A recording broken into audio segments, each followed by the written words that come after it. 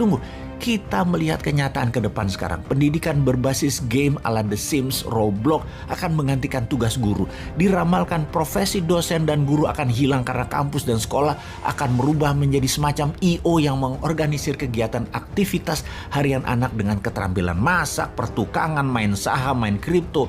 Lalu dunia kampus perkuliahan langsung diajari oleh ilmuwan-ilmuwan kelas dunia dari ruang masing-masing, di rumah masing-masing, di kelasnya guru besar tersebut. Sebuah realita di dunia pekerjaan saat ini yang sama sekali tidak akan ada sambungannya dengan apa yang anak-anak kita pelajari saat ini di sekolah dan di kampus. Itu adalah realita dan itu adalah keluhan dari banyak pengusaha.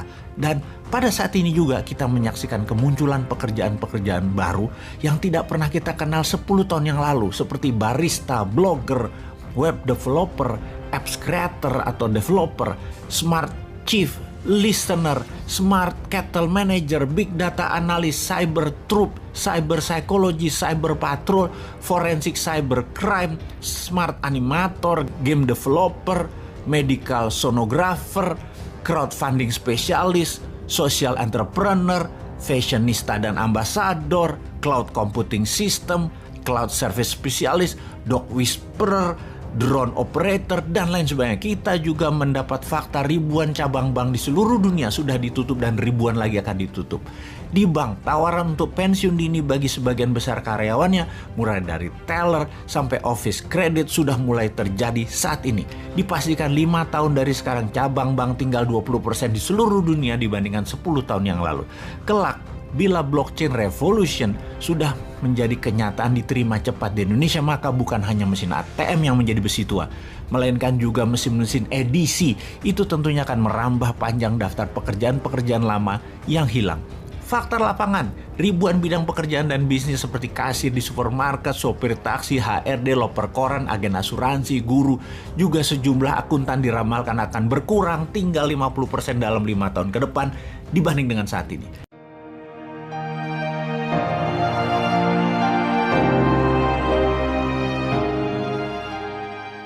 Gelar kesarjanaan adalah Sunset Industry. Sekolahan berbasis bata dan semen atau mortar and brick adalah Sunset Industry. Dan ini semua merupakan komentar seseorang, orang tua murid yang menghadap Senat DPR di Amerika beberapa bulan lalu yang merubah masa depan belajar dunia. Sungguh, ketika di masa COVID, banyak terjadi diskusi dengan para orang tua yang bete dengan kegiatan sekolah swasta yang tetap berbayar mahal, namun ngajarnya pakai online. Juga di sekolah negeri yang gurunya sangat tidak siap mengajar via online, dan gayanya yang sama di dalam mengajar online di kelasnya ini membuat pelajaran nggak ada yang masuk di otak anak-anak. Guru ilmunya tinggi, namun cara mengajarnya itu skill tersendiri.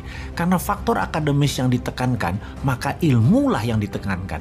Padahal dalam dunia mengajar ada hal yang tidak kalah penting, yaitu cara mengajar dan ilmu yang sesuai dengan dunia nyata yang terupdate pada saat ini.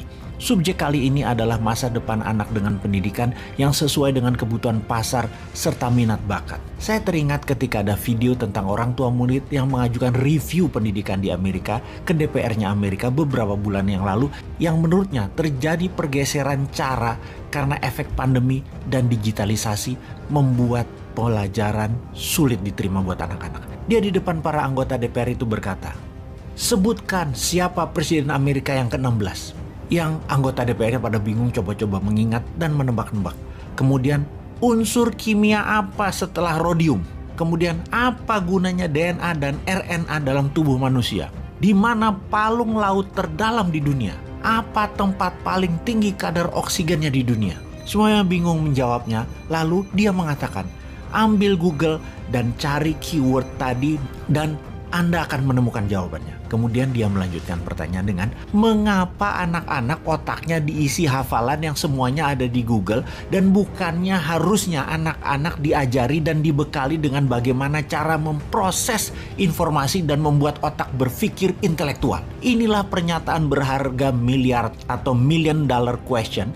Kemudian efek dari diskusi dengan anggota DPR tersebut saat ini di Amerika merubah cara mengajar dan apa yang dipelajari di kelas, di mana fungsi ruang kelas menjadi semakin berkurang. Sungguh, sistem edukasi di Indonesia pun harus diubah segera, pronto. Dunia hafalan dihilangkan, dunia keterampilan ditingkatkan. Buang sistem nilai dan ujian, ganti dengan sistem kompetisi kekaryaan, kompetisi olahraga, kompetisi sains, budaya, seni, art, dan lain sebagainya. Sekolah hanya sampai kelas 10 aja dan hanya sampai kelas 1 SMA. Sungguh, sekolah itu dibagi dua. 1 sampai 6 itu sekolah dasar, kelas 7 sampai 10 itu menengah. Lalu 1 tahun wajib militer tinggal di barak. Lalu kuliah adalah sekolah tinggi. Dan fokusnya bukan degree tapi keterampilan. Sekolah kelas 1 sampai 10 adopsi homeschooling dikombinasi dengan sistem sekolahan konvensional plus buang sistem nilai, ganti sistem kompetensi dan kompetisi. Sekolah hanya dari jam 8 sampai jam 12 untuk anak kelas 1 sampai kelas 3. Sekolah dari jam 8.30 sampai jam 14 untuk anak kelas 4 sampai kelas 7. Jam 9 sampai jam 16, kelas 8 sampai 10. Tidak ada homework. Sungguh, kalau kita tidak segera merubahnya, maka Indonesia akan tertinggal jauh dan ini perlu tindakan sangat drastis. Cikar kanan, putar haluan sampai 9 sampai 90 derajat. Geser segera, arahnya salah ini. Pendidikan kita sistemnya mengarah ke arah yang tidak jelas, bukan ke dunia baru, bukan ke dunia pencerahan. Sistem pendidikan kita tidak membuat anak-anak menjadi berkemampuan yang up to date, hanya hafalan, hanya pintar hafalan. Jejari minor muscle-nya, attitude-nya, social skill-nya, kemampuan bahasanya, buku yang dibacanya, leadership skill-nya, teamwork-nya, kompetisi olahraganya, kompetisi seni budayanya, musik, tari tradisional, dan tari modernnya. Memahami, memiliki pengetahuan sumber pencari income yang lain, yang banyak. Di mana mereka diajarkan kalau guru mengajarnya masih menghadap papan tulis? Sungguh, kita melihat kenyataan ke depan sekarang. Pendidikan berbasis game ala The Sims, Roblox akan menggantikan tugas guru. Diramalkan profesi dosen dan guru akan hilang karena kampus dan sekolah akan merubah menjadi semacam I.O. yang mengorganisir kegiatan aktivitas harian anak dengan keterampilan masak, pertukangan, main saham, main kripto. Lalu dunia kampus perkuliahan langsung diajari oleh ilmuwan-ilmuwan kelas dunia dari ruang masing-masing, di rumah masing-masing, di kelasnya guru besar tersebut. Sebuah realita di dunia pekerjaan saat ini yang sama sekali tidak akan ada sambungannya dengan apa yang anak-anak kita pelajari saat ini di sekolah dan di kampus. Itu adalah realita dan itu adalah keluhan dari banyak pengusaha. Dan pada saat ini juga kita menyaksikan kemunculan pekerjaan-pekerjaan baru yang tidak pernah kita kenal 10 tahun yang lalu, seperti barista, blogger, web developer, apps creator atau developer, smart chief listener, smart cattle manager, big data analyst, cyber troop, cyber psychology, cyber patrol, forensic cyber crime, smart animator, game developer, medical sonographer, crowdfunding spesialis, social entrepreneur, fashionista dan ambassador, cloud computing system, cloud service spesialis, dog whisperer, drone operator, dan lain sebagainya. Kita juga mendapat fakta ribuan cabang bank di seluruh dunia sudah ditutup dan ribuan lagi akan ditutup. Di bank, tawaran untuk pensiun dini bagi sebagian besar karyawannya, mulai dari teller sampai office credit sudah mulai terjadi saat ini.